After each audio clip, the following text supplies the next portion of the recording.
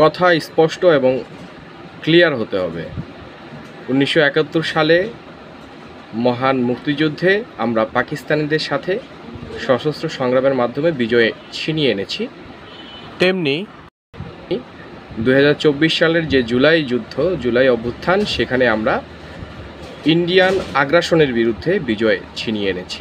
54 বছরে ইন্ডিয়ার দাদাগিরি ছুটিয়ে দিয়েছি আমরা।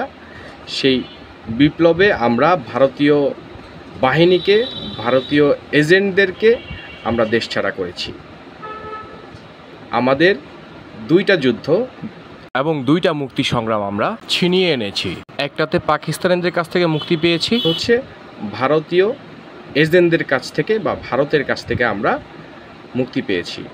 ভারতীয় আগ্রাসনের বিরুদ্ধে যে আমাদের 24-এর গণ অভ্যুত্থান, এই অভ্যুত্থানে আমাদের বাংলাদেশের প্রায় 2000-এর অধিক শিশু কিশোর জনতা নিহত হয়েছে।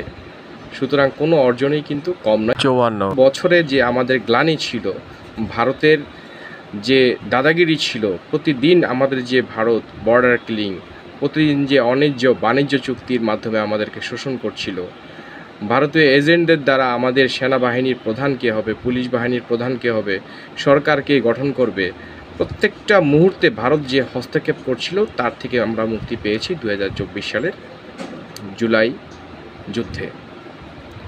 সুতরাং কোনোটাই কিন্তু কম না, ঠিক আছে? কোনোটাকে খাটো করা যাবে না। বরঞ্চ যারা জুলাইকে খাটো করতে চাবে, আপনারা ধরে নেবেন তারা ভারতের আধিপত্যবাদকে ফিরিয়ে আনতে চায়।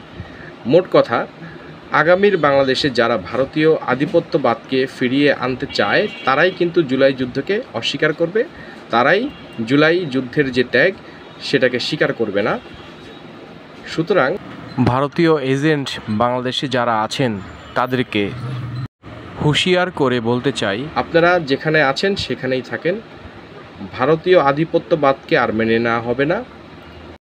যদি আমরা কোনো এজেন্ট বাংলাদেশে আর দেখতে পাই, তাদেরকেও ঝেঁটিয়ে ভারতে দিয়ে আসবো ইনশাআল্লাহ।